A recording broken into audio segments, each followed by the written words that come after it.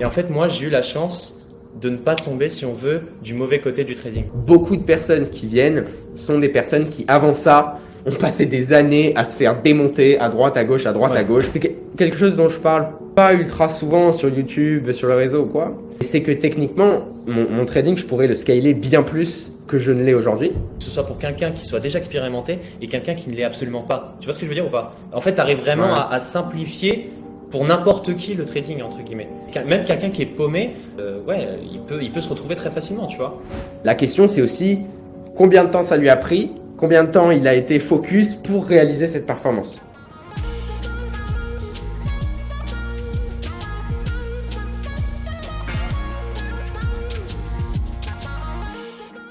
Salut à tous, alors on se retrouve aujourd'hui pour une nouvelle vidéo interview avec Jules. Salut Jules, comment ça va? Salut, comment ça va? Bon, je pense qu'on peut commencer direct, vif du sujet.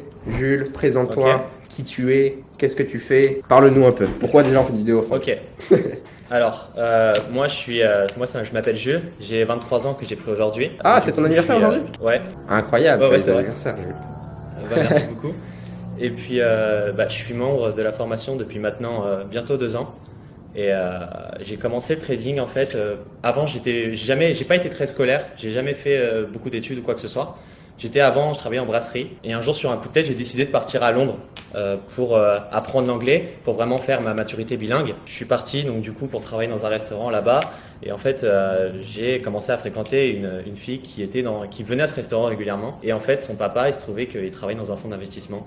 Donc en tant que trader. Okay. Et en fait après j'ai commencé à force de venir en fait chez elle, j'ai commencé à sympathiser avec mon papa et tout ça. C'est le premier contact, c'est la première chose qui t'a donné envie de faire ça ou en fait non, c'était déjà avant et c'est plus t'as choisi la copine parce que le papa il était dans un fun. Non, pas du tout. Alors vraiment pas. Non, okay. Mais genre en fait c'est en allant chez lui, ça m'est complètement tombé dessus en fait le trading, c'est-à-dire que je voyais à peu près ce qu'il faisait, je m'intéressais, je posais beaucoup de questions et puis j'ai adoré en fait parce que le mec vraiment costard, enfin tu vois le délire un peu genre comme c'est un peu comme toi, c'est ce qui t'a inspiré aussi, vraiment le délire costume, institution et tout. Et moi je posais un tas de questions et tout. Après j'ai commencé à regarder des vidéos sur YouTube et en fait moi j'ai eu la chance de ne pas tomber, si on veut, du mauvais côté du trading. C'est-à-dire que directement, j'ai été baigné dans le vrai trading. Et je suis pas passé par tout ce qui est copy trading, toutes les arnaques qu'on peut voir sur Internet. Et ouais, du coup, moi, je suis directement tombé du bon côté.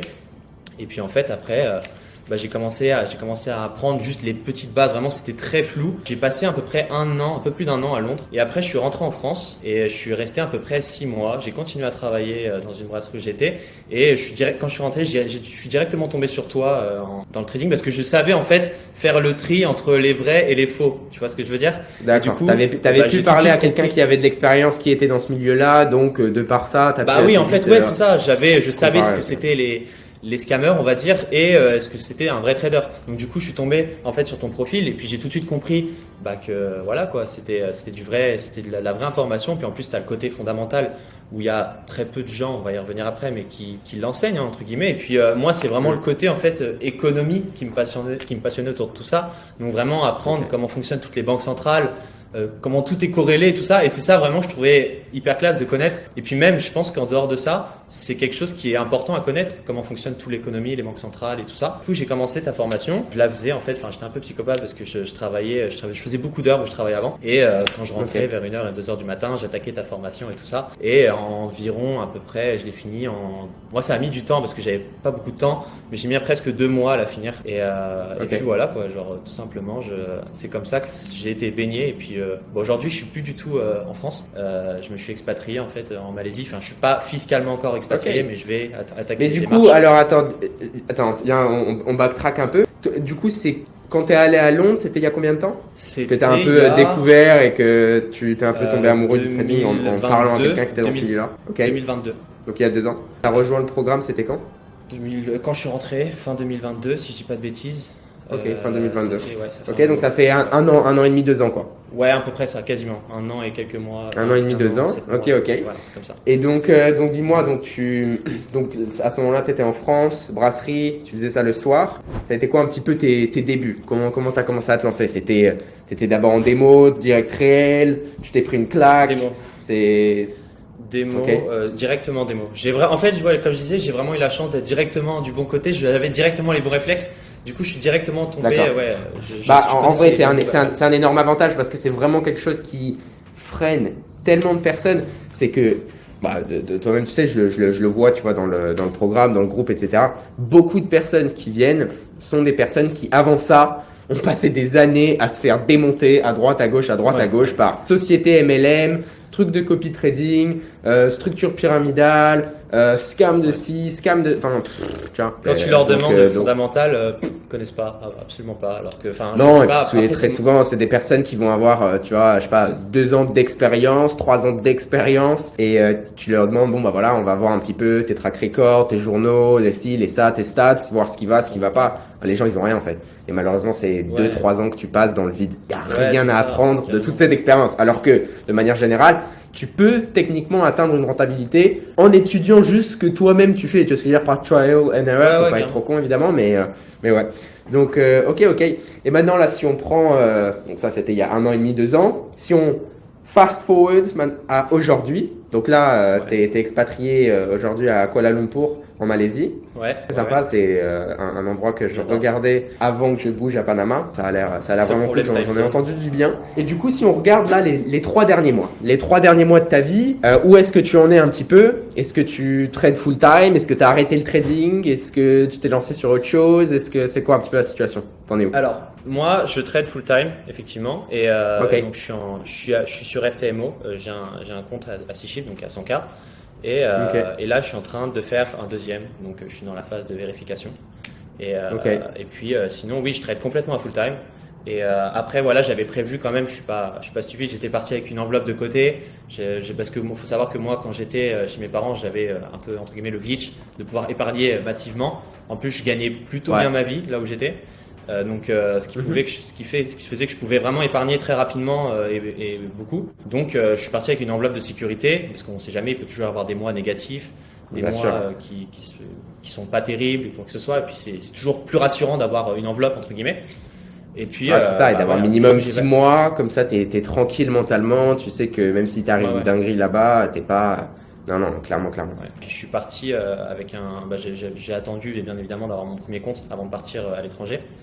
Et puis, puis au bout du premier mois ici, j'ai entamé le deuxième parce que j'avais envie de scaler tout simplement et je vais continuer d'ailleurs. Mais pour l'instant, oui, je trade toujours. Et donc là, pour le moment, le trading, c'est ce qui t'a permis d'aller t'expat à Kuala Lumpur? Ouais, c'est ma seule source de revenus évidemment. Après, j'ai un peu d'investissement sur le côté et tout ça. Et so far, du coup, 2024, t'en es où à peu près? Parce que, comme tu sais, je partage sur YouTube. Moi, janvier, je me suis fait démonter. Perte assez importante. Sinon, février, très bien. Puis, toutes mes stats, mais mars, ça allait, etc. Là, pour le moment, le mois de mai, il est pas dingue, mais on va voir. Toi, là, pour l'instant, 2024, t'en es où? Comment ça se passe? Alors, janvier, break-even, moi. Très léger profit, mais c'est effectivement, moi, catastrophique sur les conditions de marché étaient flinguées. Compliqué. Après, j'ai enchaîné du positif. Jusqu'à après, oui, ce mois-ci, c'est mitigé. Je suis un peu break-even. Ce mois-ci, break-even, ok. Et donc, février, mars, avril, par contre, t'as pu bien performer. Ouais, ça va. Enfin, après, moi, je fais pas des performances de dingue. Je vends pas du rêve, c'est-à-dire que je fais entre du 3 et 5%. C'est déjà très bien parce que je trade en demi-risque. Donc, j'ai vraiment une gestion de compte qui est. Je suis pas celui qui va faire forcément les plus grosses performances, mais j'ai toujours fait en sorte d'avoir vraiment, du régulier. C'est-à-dire que chaque mois, j'arrive à faire en sorte de dégager un petit peu et j'arrive vraiment à avoir une gestion de compte où, enfin, franchement, ça peut paraître bizarre ce que je vais dire, mais je me vois pas cramer un compte. Avec la gestion que j'ai, c'est presque impossible. Et je pense que tu es d'accord avec moi là-dessus. Tu l'as déjà mentionné que si vraiment on avait une psychologie et une gestion de son risque qui était parfaite, pour brûler un compte, faut y aller, quoi. Genre, je veux dire, c'est presque impossible. Ah oui, en théorie, ça serait un peu, et en théorie, je sais plus c'était quoi les calculs que j'avais fait, mais il fallait genre 166 trades à la suite perdant pour cramer un compte. Moi, ouais, en fait. Donc non, mais le problème c'est que la plupart des gens n'écoutent pas toutes ces règles-là et en font un petit peu qu'à leur tête. Et donc là, ouais, cramer un compte, c'est possible. Non, c'est carrément impossible. Puis en plus, moi, je fais vraiment attention d'avoir toujours En fait, dès que j'enchaîne plus de 2 pertes, je commence à réduire. Ce qui fait qu'après, je remonte et après, je peux remonter, tu vois le délire. Bien sûr, t'es un drawdown à jouer. Comme je disais, je suis pas celui qui vend du rep qui va faire du 20-30% tous les mois, comme on peut vous faire croire sur les réseaux sociaux. Non, alors honnêtement, c'est possible. C'est possible après de là à le faire régulièrement, de le faire tout le temps. Ouais, c'est ça ce que je veux dire. C'est un peu une autre question. Mais sinon, c'est possible. Après, le truc, c'est aussi avoir des retours, une façon de faire qui te convient. C'est quelque chose dont je parle pas ultra souvent sur YouTube, sur le réseau ou quoi. C'est que techniquement, mon trading, je pourrais le scaler bien plus que je ne l'ai aujourd'hui, juste en y rajoutant plus de capital.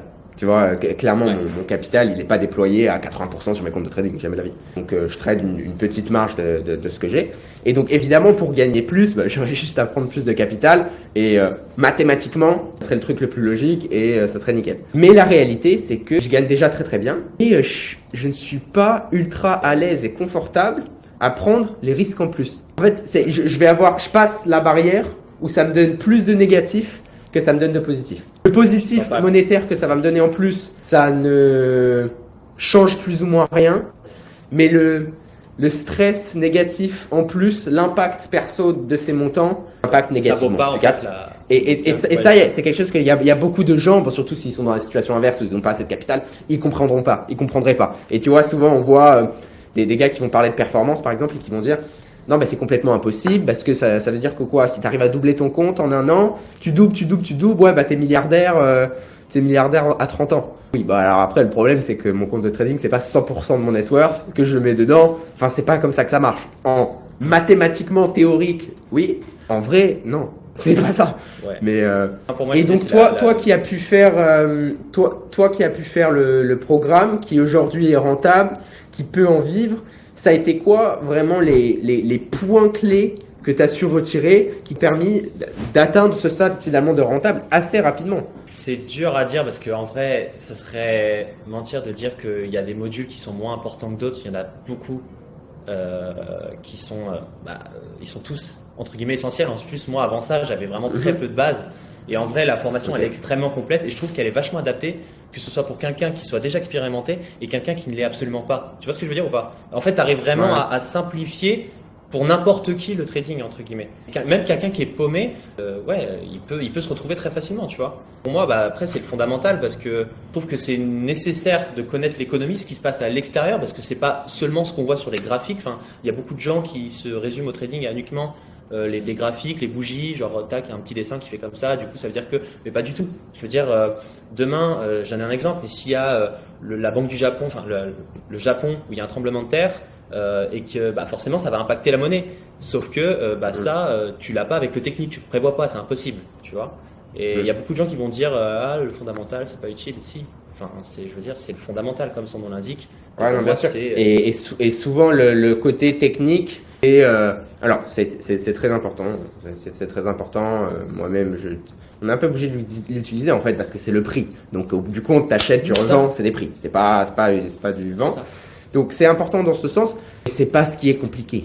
La partie géométrie, allez, on y passe une heure, mais c'est pas là que la complexité se joue et c'est pas là non plus que l'argent se fait réellement. C'est nécessaire, oui, mais c'est pas ce qui va le faire peur. En fait, Okay. Pour moi, c'est le technique, c'est seulement, en fait, moi, c'est comme ça que je trade. Après, je sais que c'est le cas aussi pour toi. C'est vraiment qu'on a le fondamental avant même de regarder les graphiques. On sait déjà ce qu'on veut acheter ou vendre. Et en fait, on arrive sur le technique pour trouver notre zone de prix. Mais le technique, en aucun cas, c'est ce qui va nous dire ce qu'on doit faire. Parce que c'est seulement l'historique et la réaction du marché. Tu vois ce que je veux dire?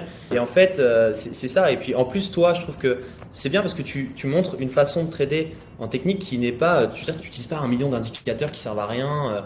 Enfin, tu vois des fois, tu vois des graphiques à dormir debout, tu comprends pas ce qu'il y a dessus. Enfin, et toi, tu arrives vraiment à simplifier et tu gardes vraiment ce qui sert vraiment, qui est utile, tu vois. Et que tu vois sinon beaucoup de gens qui utilisent que le technique, mais qui ont des trucs qui ressemblent à rien, ça va dans tous les sens. Enfin, prends rien, quoi. Ouais, donc, et toi, du coup, aujourd'hui, qu'est-ce que tu traites principalement? Il y a des paires sur lesquelles tu te focuses, pas précisément, des time frames précis. Est-ce que tu pourrais me partager un peu ça? C'est quoi tes risk to reward moyens de manière générale? C'est un peu, j'ai envie de dire, j'ai vraiment appris à trader comme la formation, c'est-à-dire très similaire à toi. Ok, Je t'as fais vraiment toutes mon les paires, style de uniquement trader. le forex, pas les commodités, pas les cryptos, les machins et tout. Je suis vraiment full forex. Après, j'ai tendance à trader plus souvent le Aussie, mais sinon donc le dollar australien. Est-ce que ça a un lien avec le fait que tu sois sur le time zone de l'Australie? Ouais. Oui, parce que pour moi, en fait, ça. Après, je dirais que c'est l'un des points négatifs d'être ici. Mais bon, c'est pas ce qui va me faire partir, c'est que le time zone, c'est une galère. Enfin, bon, après, si tu t'habitues sur les paires asiatiques, aux yens et tout. En vrai, oui. Parce que pour moi, les annonces. Donc tu serais plutôt sur les paires asiatiques, pas particulièrement par choix, mais plus parce que c'est là où il y a de la volatilité quand tu fais beau. Un peu plus, mais sinon, franchement, je trade tout. Juste, il y a des annonces que je peux pas trader. Enfin, genre, par exemple, le FOMC, pour moi, c'est à 2h du matin. Enfin, c'est pas possible. Et des fois, en plus, quand il y a le changement d'heure, c'est encore pire. C'est à 3h du matin, donc c'est une galère. Sinon, je trade toutes les paires. Franchement, je suis ouvert à toutes les paires. Et puis, non. Et après, time frame, je trade rarement. Time frame entre daily et 15 minutes, quoi. Rarement plus entre 1h et 4h. 1h et 4h. 1h et 4h. Et après, je regarde le daily évidemment, mais je regarde jamais le 15 minutes à part pour trader les annonces. Ça m'arrive de trader quelques annonces économiques. Donc, la position que je garde seulement dans la journée, mais c'est très rare. La plupart du temps, j'ai des positions assez, j'ai pas envie de dire passives, parce que c'est quand même quelque chose qu'il faut surveiller. Mais pareil, j'ai appris à me détacher des graphiques. Alertes. Ouais, c'est ça, alerte. Et je réagis seulement avec l'Apple Watch quand il faut, tu vois. Ouais, c'est ce que je fais aussi, je trouve que c'est le mieux. En termes de fréquence de trade, t'es en mensuel, t'es à combien de trades à peu près? Tu prends combien de positions que ce soit par semaine? Pas énormément. Le max que j'ai fait, c'est 15 en vrai. 15-16. Ok, donc. Non, très similaire à ma situation. Et c'est quelque chose que les gens ont besoin de comprendre aussi. C'est des plus ne veut pas dire gagner plus. Ça peut être l'effet inverse. Ça veut dire que tu peux être dans une situation où trader plus juste te fait gagner moins. Alors là, c'est le truc le moins rentable. Parce qu'encore une fois, ça c'est un souci avec les retours qu'on voit en trading, c'est les gens voient performance brute. Alors le mec, il a fait tant de pourcents. Ok. La question, c'est aussi combien de temps ça lui a pris, combien de temps il a été focus pour réaliser cette performance. Est-ce que le mec, il était à son bureau de 7h du mat à 20h du soir, tous les jours, lundi au vendredi, pendant un mois? Ou est-ce que le mec, il était devant ses écrans 2h30 par jour pendant 2 semaines? Dans un mois. Tu vois? Et là, du coup, le retour temps-argent, il est beaucoup plus haut, en fait. Donc, s'il faut, l'autre a fait une performance plus importante, mais au final, l'autre est techniquement plus performant si on calcule en termes de performance à l'heure. Tu captes? Ouais, mais pour moi, en fait, c'est limite, je dirais, c'est la beauté du trading, c'est-à-dire que c'est pas corrélé au temps passé, tu vois ce que je veux dire? Et moi, j'ai vraiment pris cet avantage-là à cœur, c'est-à-dire que je trade assez, j'ai pas envie de dire de manière passive, mais ouais, mes graphiques, je me lève le matin, je me lève tôt quand même si je trade le soir assez tard. Je regarde un peu, en fait, je fais un update de ce qui s'est passé la veille tard, parce que pour moi, tu sais, toute la séance US, la fin de la séance US, entre guillemets, il est déjà 2h du matin chez moi, donc c'est compliqué. Mais je regarde un peu le update, je sélectionne mes articles à lire, tout ça, je fais tout. Mais ça prend à peu près 1 heure. Et ensuite, je reviens vers le soir, à partir de 19h30. Là, je commence à faire mon analyse entière, ce que je peux acheter ce soir, dans la soirée, en fonction des annonces et tout. Et puis vraiment, je me prends pas la tête sur... je vais pas forcer sur les positions ou les opportunités. C'est-à-dire que par exemple, si on prend cette semaine, jeudi, vendredi, c'était plat de fou. Il y avait vraiment peu de data et tout. Et c'est bon, genre je lève le pied. Même si cette semaine n'était pas dingue pour moi, j'ai pas fait de profit. C'est pas grave, je lève le pied et la semaine prochaine, c'est bon, il y aura ce qu'il faut. Et c'est pas, faut pas essayer de forcer parce que c'est souvent là qu'on fait n'importe quoi. Et en plus, pour l'anecdote, j'ai aussi un trader qui est dans la tour où je suis. Et ce matin, je l'ai croisé, il me fait, mais je comprends pas, hier, je prenais plein de positions, ça faisait que ça bougeait pas et tout. Mais je lui ai expliqué, je lui ai dit, mais en fait, c'est normal, il n'y avait pas d'annonce, il n'y avait pas de data. Et c'est encore une fois, c'est quelqu'un qui n'a pas de fondamental. Et je veux dire, c'est fou. Si les gens vraiment regardent pas le fondamental, il y a énormément. En fait, ça ne te permet pas forcément de faire plus de profit, mais d'éviter beaucoup de pertes. C'est un filtre, en fait. Tu vois l'idée? C'est ça, et surtout, ça te permet de comprendre ce que le marché devrait faire, comprendre les conditions du marché. Donc là, par exemple, vendredi, toi, tu comprends les conditions du marché, donc tu te tailles. Lui ne comprend pas la condition du marché, donc va s'obstiner et comprend pas qu'en fait, il n'y a aucun catalyste. C'est Là, le bout du compte, les marchés bougent parce qu'il y a du cash derrière. Il faut se poser la question. Est-ce que les gens vont envoyer du cash aujourd'hui? Si oui, où? Et si où, dans quel sens? Et parfois, suivant les conditions et la map un peu macro du moment, il n'y a aucun catalyste. Personne va envoyer un gros volume là, maintenant, le vendredi, alors qu'il y a ça la semaine prochaine. Personne, il n'y a rien, il n'y a aucun sens. Tu vois ce que je veux dire? Évidemment, on peut avoir des surprises, mais de manière générale, 90%, tu as plus ou moins le truc. Et j'en parlais avec Flo, qui est aussi dans le programme, etc. Il me partageait justement des positions qu'il regardait de trade. Il m'illustrait les raisons macro fonda sur des directions en me demandant qu'est-ce que j'en pense. J'ai dit je suis d'accord, je suis complètement d'accord. Mais là n'est pas tant le problème. La direction, tu l'as, je l'ai, et ça fait 1 mois que ça pump, ça fait 1 mois que la direction est juste. Le tricky part, c'est réussir à en faire partie de ce truc. Réussir à faire partie de ce truc, avoir une bonne exécution, un bon stop, un bon target, réussir à rentrer dedans. Et moi, très souvent, finalement, j'ai raison. Genre, les directions auxquelles je m'attends, c'est la direction dans laquelle le prix va. C'est juste que très souvent, pendant toute cette durée, j'ai juste pas réussi à en faire partie, j'ai pas réussi à exécuter quelque chose. Tu captes? Non, mais au moins on a la direction, ce qui est le problème de beaucoup de personnes, où le technique c'est juste allez, let's go, mais il n'y a même pas de direction de fond. Tu vois, déjà si tu sais la direction dans laquelle ça va, bon, tu vas avoir une augmentation de ton free trade qui est assez logique. Ouais, et puis moi, c'est comme je disais, en fait, j'ai tendance à vachement me mettre dans la tête des autres et anticiper le mouvement. C'est-à-dire que je sais que, par exemple, là, on a eu, par exemple, les données de l'inflation sur le dollar qui sont sorties comme prévu, donc ce qui a impacté la monnaie. Et on sait qu'à long terme, en fait, genre, le dollar reste haut et en fait, les taux d'intérêt sont toujours hauts. Et techniquement, si on compare à d'autres monnaies, en fait, on est pas si mal que ça et c'est souvent là en fait qu'on trouve les meilleures opportunités en fait. Et si on allie ça plus à un beau setup technique, c'est ça, trouver un misprice short term pour pouvoir ce qui te permet d'exécuter en fait à un prix qui serait dérisoire par rapport à la valeur actuelle. Et en fait, c'est exactement ça. Souvent, on parle de value investing dans les actions, c'est-à-dire essayer de trouver la vraie valeur d'une action et exécuter à un prix l'investissement dans ton stock qui serait en dessous. Donc avoir plus de valeur que ce que tu ne payes. Mais en fait, quand on trade, même si c'est sur des time frames plus courts, c'est exactement la même chose. C'est essayer de comprendre la réelle valeur des différentes monnaies, comprendre que c'est un jeu, en gros, à somme nulle où l'argent il sort pas. C'est-à-dire que s'il y a de l'argent qui part du dollar, il va ailleurs. Donc effectivement, il va où? S'il y a nulle part où aller, il y a peut-être pas sortir du dollar au final. Tu vois? Et trouver ce genre de misprice pour pouvoir exécuter ces positions. Donc, ouais, carrément. Et c'est surtout que, encore une fois, on parle de zero sum game. Donc s'il y en a un qui gagne, il y en a automatiquement un qui perd. Oui et non, parce qu'il y en a à court terme, ils vont trouver ce qu'ils voulaient, le mouvement qu'ils voulaient court terme, alors que moi je vais profiter de ça pour aller complètement à l'inverse. Est-ce que ça veut dire que j'ai racheté à un mec qui s'est fait démonter? Non, pas forcément. S'il faut le mec il a pu profiter de son mouvement, il est content. Moi juste je lui rachète parce que j'ai une vue qui n'est pas du même time frame déjà. Pour moi, c'est un misprice court terme, dont lui, il a pu profiter. Moi, j'en ai pas profité sur ce time frame, mais j'en profite en termes d'exécution d'achat pour un autre time frame. Tu captes? Mais donc, non, c'est cool, c'est cool. Et dis-moi, dans les derniers, de 2024, disons, quel a été ton plus gros profit monétaire? Je sais pas si tu veux partager ton plus gros profit monétaire ou ton plus gros withdrawal de plateforme 4005. Cash out, merci. 2005? Il y a 2 mois. 4005. 4005. Ok, ouais. Nice. Ouais. Et surtout, le coût de la vie en Malaisie est extrêmement bas. Ça, c'est incroyable. Vraiment, c'est un cheat code.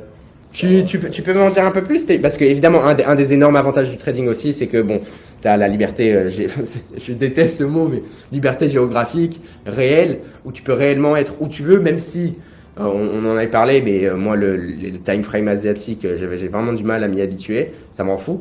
Mais à part ça, sinon, tu peux vraiment travailler de partout. Et les gens le voient en termes de « Ah, du coup, c'est incroyable, tu peux trader de la plage. » Alors, non, là n'est pas tant l'avantage. L'avantage, pour moi, c'est plus un avantage qui est fiscal, où tu peux aller là où tu as des avantages fiscaux, en restant dans la légalité, premièrement. Ou deuxièmement, aller dans des endroits où le coût de la vie est plus bas. Donc, en fait, l'argent que tu génères va bien plus loin, qui te permet d'augmenter ta fortune, aller beaucoup plus vite que tout le monde, et finalement avoir un avantage qui est énorme. Toi, c'est Malaisie, c'est comment là? Tu peux me partager un peu? Comme je disais, après il n'y a pas que le côté monétaire, c'est-à-dire que oui, après c'est sûr que le coût de la vie c'est incroyable, ce que je peux épargner c'est fou. Mais sinon, même s'il n'y aurait pas tout ce côté argent, on va dire, je me serais expatrié dans tous les cas parce que je trouve ça hyper intéressant. J'ai toujours voulu vivre ailleurs, loin, créer autre chose ailleurs et parler l'anglais à 100%. Moi, c'est vraiment ce que j'ai toujours voulu. Et ici tout est super bien, la nourriture est bien. Ça parle beaucoup anglais en Malaisie ou Ouais, tout quand le monde même. parle anglais. Après, si vraiment on va dans les locaux bien profonds, non, ça parle pas trop anglais. Mais moi, je suis vraiment c'est en plein malaisien? centre. Ouais, c'est ça. Et si on va, je suis à côté des 2 grosses tours, je sais pas si vous voyez, on mettra peut-être. Ouais, je vois. Je sais pas. Et en fait, je suis vraiment juste à côté. Et là, on a. Ça parle full anglais quoi, et c'est ultra développé. Et moi, je m'attendais pas à ça du tout quand je suis arrivé ici. Je m'attendais à un truc un peu ghetto et tout. Pas du tout. Je veux dire, c'est fou. C'est pas connu, mais c'est ultra développé. Je veux dire, il y a des tours de partout, ça pousse de partout. C'est comme un mini Dubaï en fait, si on veut. Et après, zéro français. Genre vraiment, j'en ai croisé genre peut-être 2-3, pas plus. D'accord. Mais sinon, très peu de français, beaucoup de japonais, chinois. Pas beaucoup de Thaïlandais, mais ouais. C'est rare hein, parce que d'expérience, mec, à chaque fois qu'on voyage, le nombre de Français, c'est une dinguerie. Donc, par contre, si je vais en Thaïlande, qui est juste à 1 heure de vol, là il n'y a que des Français, j'en ai vu que ça. Et ici, zéro. Mais franchement, je me plais énormément ici. Après, j'hésitais encore avant de venir, si je venais plutôt de ton côté ou ici. Mais j'avais quand même très envie d'essayer la Malaisie. Et du coup, j'ai opté, je vais essayer. Attends, vas-y, Jules. Disons les termes. Tu préfères les Asiatiques ou tu préfères les Latinos? Je préfère largement les Asiatiques. Bon, voilà. Mais de loin. Je pensais pas que ça pareil. Mais genre, non, là c'est sûr. Faut que je trouve des copines ici. C'est pas. Ok. Et tu rentres souvent en Europe. Tu voyages pas mal encore rentré. Là, ça fait 8 mois que je suis là. Je crois, 7 mois. Et j'ai pas envie de rentrer. Après, bien évidemment, je vais rentrer pour voir mes parents et tout ça, mais sinon, j'ai plus aucun intérêt à rester en France. Je me plais vraiment. En fait, j'ai vraiment ce sentiment d'être chez moi ici, et j'adore ça. Vraiment, je me sens très bien.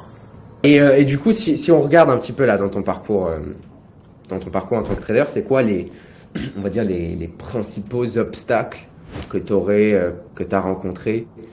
Qui t'ont buté au début, ou les trucs que tu as trouvé compliqués, ou on va dire, est-ce que même si tu as des anecdotes, ou ça a été la psychologie? Ouais, complètement. En fait, ça c'est très important, faut vraiment apprendre à se détacher émotionnellement de ce qu'on fait, parce que si vraiment tu allies ta psychologie au trading et tes émotions, t'es cuit. Et parce que moi, c'est pas des erreurs qui m'ont coûté cher, encore une fois, parce que je dirais pas que j'ai de la chance, mais je m'en suis bien sorti, j'ai su gérer ces moments-là, mais il y a beaucoup d'erreurs que je faisais, et encore quand je venais d'arriver ici, que j'ai repéré quoi. Et en fait, mon inconvénient, c'est que je passais trop de temps, je me suis trop focus sur le trading, dans le sens où même après mes positions lancées, j'allais trop souvent voir mes graphiques. Et émotionnellement, quand on voit le prix qui range, qui descend, qui monte, qui descend, à chaque fois on s'imagine des scènes et ça nous pousse à prendre des décisions de merde. Et excusez-moi du terme. Mais en fait, c'est comme ça un peu que j'ai vu en fait les plus grosses erreurs, et en fait j'ai réussi à me détacher de mon trading, et je pense que c'est important de le dire à tout le monde. Apprenez à faire beaucoup de choses à côté, apprenez à avoir des activités à côté. Moi, pour mon cas, je fais beaucoup de sport tous les jours, donc dès que j'ai fait ma session, tac, je vais direct au sport quoi. Donc, puis je fais plein d'autres choses, il faut voir du monde et tout ça. C'est important de ne pas mettre à 100% dans le trading et dépendre que de ça et ne plus parler à qui que ce soit, parce que c'est là qu'on fait des décisions qui sont pas terribles quoi. Donc moi c'est ce que je dirais de faire autre chose à côté. Surtout au début. Mais ouais, il faut comprendre que le marché c'est compliqué psychologiquement d'en sortir quelque chose. Mais donc tu parlais du fait que la psychologie a été quelque chose de compliqué. Toi, ça a été quoi? Dès que tu as commencé à gérer un capital un peu plus important, qu'on a commencé à parler de chiffres un peu plus importants, c'est à ce moment-là où ça t'a réellement affecté? Est-ce que ça t'a réellement infecté au point où tu as eu du négatif et après tu as réussi à le résoudre? Ou alors c'est quelque chose juste que tu as senti mais tu avais déjà toutes les clés, donc ça t'a pas trop posé problème? Bah, par exemple, là où je l'ai plus ressenti, c'était au mois de janvier, où on a eu des conditions de marché qui étaient très compliquées. Et moi, Surtout j'avais le premier mois pas de trop l'année, acquis. ça fait chier. Ouais. Ouais, et puis j'avais pas trop encore acquis, on va dire. Après, pour moi, je De suis pas l'expérience. encore acquis à 100%, mais acquis dans le sens où, au niveau de la psychologie, j'étais trop attaché au marché. Et en fait, je cherchais les opportunités qu'il n'y avait pas vraiment. Et c'est ce qui m'a poussé j'ai enchaîné pas mal de pertes et tout ça, et c'est ce qui m'a fait un mois négatif. Après, ouais, en fait, moi, j'ai toujours trouvé qu'à partir du moment où tu as fait une erreur, enfin, j'arrive une fois que tu l'as eu, tu l'apprends et tu la refais pas. Et du coup, maintenant, Mais je sais tu traques lever le absolument pied. tout ce que tu fais, journal, tracking, perf. Journal, track record, absolument tout. Après, avec FTMO, on a aussi Bon, après, je me sers quand même du track record qu'il y a dans la formation qui est quand même bien plus complet, parce qu'on a le win rate, on a vraiment le nombre de trades de prix dans le mois, que si sur FTMO, c'est seulement en fait le montant d'argent qui monte ou qui descend, tu vois. Donc, Ok, ouais, c'est juste les plus- profit and loss curve. Ouais. Et du coup, là, on va dire, si tu devais tout refaire, tout reprendre depuis le début, te lancer dans le trading, prendre des raccourcis, du coup, vu que tu as déjà l'expérience que tu as aujourd'hui, qu'est-ce que tu ferais? Qu'est-ce que tu ferais pour te retrouver dans une situation dans laquelle tu es aujourd'hui où tu peux vivre du trading, tu peux t'expat, tu peux commencer à faire tes trucs et commencer à faire des trucs cool? Moi, la chose que je ferais, enfin maintenant, ça me paraît obvious, c'est de se former, d'acquérir toutes les connaissances, parce que tu peux pas trader sans connaissances. C'est pas, enfin, pour moi, ça me paraît pas possible. En tout cas, à long terme, tu vas pas durer dans le temps. Et savoir, oui, savoir avoir les bonnes connaissances. Et enfin, c'est évident, quoi. C'est comme tout, j'ai envie de te dire. Enfin, tu conduis pas une voiture sans le permis, donc tu traites pas sans connaissance, quoi. Enfin, c'est logique, quoi. Et ouais, non, pour moi, ça a été j'ai eu de la chance, comme je te disais au début de la vidéo, c'est que oui, je suis tombé directement du bon côté, donc j'ai su qu'il fallait tout de suite acquérir les connaissances et pas foncer dans le tas avec mon iPhone et trader sur MT4. Puis voilà, c'est pas comme tout le monde fait croire sur les réseaux, comme on a pu. Ouais, non, comme tu dis, ça me mène à une question qu'on me pose tout le temps. Généralement, surtout si je suis avec quelqu'un qui est pas du tout dans le monde financier ou quoi que ce soit.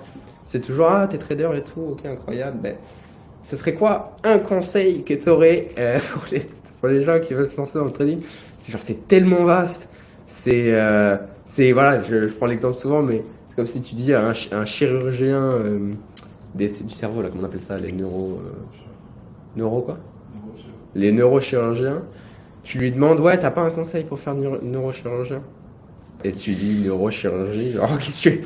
Enfin, je peux te dire, ouais, fais attention avec le scalpel, mais c'est pas applicable, en fait, ce conseil. Et en trading, très souvent, c'est pareil. Si je peux te donner un conseil qui va te paraître cool, plein de valeur, mais au bout du compte, il va pas te servir beaucoup. Il va pas te servir beaucoup, faut reprendre tout, quoi. T'es un petit peu obligé. Bah non, mais j'ai eu l'exemple hier je suis allé faire des courses dans il y a un shop dans ma tour. Et en fait, le mec m'a demandé ce que je faisais dans la vie. Je lui ai dit, il m'a fait, ah, vas-y, comment je fais et tout pour faire de l'argent et tout. Tu fais combien par mois? Mais c'est pareil. Les gens qui disent, tu gagnes combien par mois? Enfin, c'est dur. Tu peux pas répondre à ça en tant que trader. Enfin, c'est tellement vaste. Je veux dire, t'as pas un montant fixe régulier. Enfin, c'est pas possible, quoi. Genre, c'est tout le temps. Tu peux gagner 3 fois ce que t'as fait le mois dernier et inversement, tu vois. Donc, enfin. Ouais, ça veut tout et rien dire. Et pour moi, non, tu peux pas. Et toi, aujourd'hui, tu es dans une situation où tu as. Alors, surtout que maintenant que tu es à Kuala Lumpur, que le coût de la vie est plus bas, donc où tu arrives vraiment à avoir une différence entre tes incomes et tes expenses. Est-ce que ça t'a permis de pouvoir commencer à investir et commencer donc à avoir, parce que évidemment les revenus d'investissement c'est pas non plus tous les mois pareil, sauf si tu prends du fixed income, des produits structurés, des choses de ce style, mais ça va pas être tous les mois régulier, mais c'est quelque chose qui peut compenser et qui est en fait une performance qui n'est pas corrélée du tout à ton trading et qui souvent peut le compenser. Je te prends l'exemple de janvier, j'ai eu des performances de merde en trading, mais sur les marchés ça performe de malade. Donc en fait, tu regardes à la fin du mois, j'ai fait full cash. J'ai fait full cash alors que j'ai perdu pas mal en trading. Donc toi, c'est quelque chose que tu as réussi à mettre, t'as réussi à build ça. Alors, ou pas encore, t'es en train? Ça fait pas longtemps, mais ouais, je suis allé dans le Smart Finance Pro aussi, parce que pour moi, ça paraît évident qu'il faut aussi se former au niveau de l'investissement. D'ailleurs, c'est ce que je recommande à tout le monde. Il y a un peu un sentiment d'urgence. Et parce que, en fait, faut le dire, hein, c'est la merde un peu économiquement, surtout en Europe. Je pense que la retraite, on peut se la mettre, voilà. Et puis, non, pour moi c'est évident et j'aimerais d'ailleurs aussi, quand j'ai vu la formation, je me suis tout de suite dit, j'aimerais vraiment que mes parents voient ça. Parce qu'il y a énormément de billets et de clichés qu'on a sur plein d'actifs qui sont faux, qui sont complètement faux. Notamment sur l'immobilier, tout le monde va dire l'or, mais c'est sûr, c'est génial, l'or c'est une valeur sûre, Donc il y a beaucoup, alors qu'il y a et puis, aucune création de valeur derrière cet actif, quoi. Ouais. Et puis moi, après, voilà, je suis encore à mes débuts, mais je pense que avoir uniquement le trading en source de revenus, c'est pas smart sur le long terme. Et je pense que c'est intéressant le plus vite possible de commencer à capitaliser et vraiment construire un patrimoine qui tourne tout seul, passivement. Et puis, comme je disais, je pense que c'est important d'avoir. Et puis moi, j'aime bien, je pense que c'est intéressant, surtout en trading, qui est quand même un métier à risque. C'est pas aussi risqué que les gens pensent, mais ça l'est. Un petit peu quand même, parce que c'est possible qu'on fasse des mois à zéro. Et je pense que c'est important d'être complètement à l'inverse et être dans un domaine qui l'est beaucoup moins et qui est presque sûr. Ça nous garantit en fait une source de revenus sur le long terme. Même si on fait un mois négatif, on n'a pas ce stress en se disant oulala, si je fais pas tant de profit, en fait ça peut pareil nous éviter des décisions de merde. Si on a des sources de revenus qui sont à côté du trading, c'est quand même intéressant. Et ça nous enlève ce stress qu'on a, cette boule au ventre de si on fait pas de profit, c'est la merde, quoi. Donc, bien sûr, ça aide psychologiquement, bien sûr. Donc moi j'aimerais bien, le plus vite possible construire ce patrimoine là, sur le côté. Et puis après, ça c'est pour l'avenir, mais j'aimerais bien aussi me diversifier, ne pas être que dans même si j'adore la finance, c'est ce que je veux faire de ma vie. J'aimerais me diversifier dans autre chose. Je ne sais pas quoi, mais plein de choses. Ça peut être physique. Et donc là, objectif 2024-2025. Qu'est-ce que ce serait? Scaler à fond. Scaler. Scaler, continuer à en apprendre, même si je pense que, moi c'est la seule formation que j'ai fait, j'en ai pas fait d'autres, et je pense pas que ce soit nécessaire. Il y a un peu tout ce qu'il faut savoir. Après le reste c'est les connaissances à prendre à long terme, donc les erreurs à partager. Ouais, c'est surtout apprendre de tes propres data aussi. Parce que tout le monde est un petit peu différent, tout le monde prend le type de décisions un petit peu différentes. Si tu peux vraiment réussir à traquer, pinpoint tes erreurs, ce qui va pas, et tout tweak par rapport à toi-même, tes performances, c'est là que tu as des trucs vraiment puissants. Ouais. Moi, j'ai 1 an et demi de data, donc je pense que ça reste jeune, tu vois, et c'est difficile encore de dire sur le très long terme, est-ce que je peux faire beaucoup de choses. Donc, pour l'instant, je continue à grossir mon track record, à scaler, et puis après, on verra par la suite, mais j'aimerais bien, comme je disais, me diversifier, donc partir sur autre chose. J'ai aucune idée de quoi, mais j'ai envie de toucher un peu à tout, sans évidemment trop prendre le dessus sur ma vie pour que je puisse rester dans le trading. Mais quoi qu'il arrive, je pense que je resterai toujours un pied dans la finance toute ma vie. Ok, cool. Voilà. Non, écoute, génial jeu. Je pense que t'as donné pas mal de conseils pour beaucoup de personnes qui aimeraient être dans ta situation, je suis sûr. Et qui sait, hein, franchement, moi, à fin 2024, peut-être début 2025, j'aimerais bien aller passer en Asie, et Malaisie, ça m'attire. La Lumpur, ça m'attire. J'avais fait juste Bali, mais j'avais pas trop kiffé. Mais Malaisie, ça a l'air d'être un peu plus mon vibe. Malaisie. En fait, l'avantage, c'est qu'il y a très peu touristique. Très peu touristique, et en fait, j'aime bien ça. Parce que c'est pas. Moi, pour avoir fait la Thaïlande récemment, j'ai pas trop aimé. Parce que c'était vraiment très touriste. Et ici, on retrouve pas ce côté. On est vraiment dans un havre de paix, j'ai envie de dire. C'est tranquille, personne t'emmerde. Mais tu as quand même tout ce qu'il faut si tu veux sortir, bouger, faire des trucs. Tu as toutes les îles à côté, ça coûte que dalle. Les billets d'avion, c'est un truc de fou. J'ai regardé pour aller sur Langkawi, c'est une île qui est pas très connue, mais une île magnifique avec l'eau bleu turquoise et tout ça. Les billets d'avion à 20 balles, ça, c'est insolent. Donc ça veut dire que tous les week-ends, si j'ai envie de partir sur des îles, je peux sans problème, et ça c'est incroyable. Donc c'est très strict comme pays. Genre au niveau gouvernemental, autorité, tu sens qu'il y a vraiment un truc un peu ex-communisme ou non? Non, c'est très multiculturel, et surtout je l'ai ressenti très safe.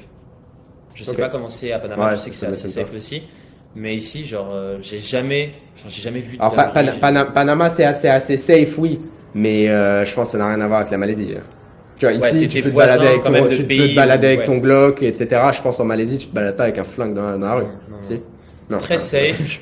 Un truc qui m'a choqué aussi, pas l'imitation de vitesse, mais les gens roulent très bien, il n'y a pas d'accident. Non, franchement, c'est très très très safe, très tranquille, personne s'énerve, j'ai jamais vu de dinguerie. Comme quand j'étais à Londres, j'en ai vu des dingueries à Londres, j'ai vu plein de trucs. des morts. T'étais où à Londres? Plein de choses, quoi. Warren Street, j'avais un appart, j'étais en plein centre, tu vois où c'est? Ouais. Et je travaillais à Covent Garden, donc plein centre, quoi. Enfin, la place vraiment. Touriste. Et puis voilà, quoi. Et non, franchement, ici, vraiment, on ressent la sécurité. Et puis le climat. Bon, le climat qui est un peu l'humidité, ça c'est chiant. Parce que tu transpires très rapidement, en tout cas pour ma part. Mais sinon, en dehors de ça, c'est top. Et la nourriture aussi est très bonne. Et les filles. Et puis, bon, je m'engage à aller te visiter fin de cette année 2025 alors. Pas de problème. Faut que j'aille voir ça. Pas de problème, avec plaisir. Bon, Jules, écoute, nickel. Franchement, merci d'être venu, ça fait plaisir. Merci d'être venu, ça fait plaisir, malgré le décalage horaire de ouf entre nous deux, des deux côtés du monde. Et sur ce, t'as un mot de la fin? Alors, je dirais à tout le monde, faites pas la même erreur que tout le monde. Formez-vous, prenez les bonnes connaissances, assurez-vous de pouvoir accorder du temps à cette activité et ayez confiance en vous. Et puis, je pense que c'est tout pour cette vidéo. Voilà. Je peux dire. Vas-y, nickel. Et puis. Exactement. Voilà. Il est bon. Bon, vas-y, top frérot. Allez, ciao. Ça marche. Ciao.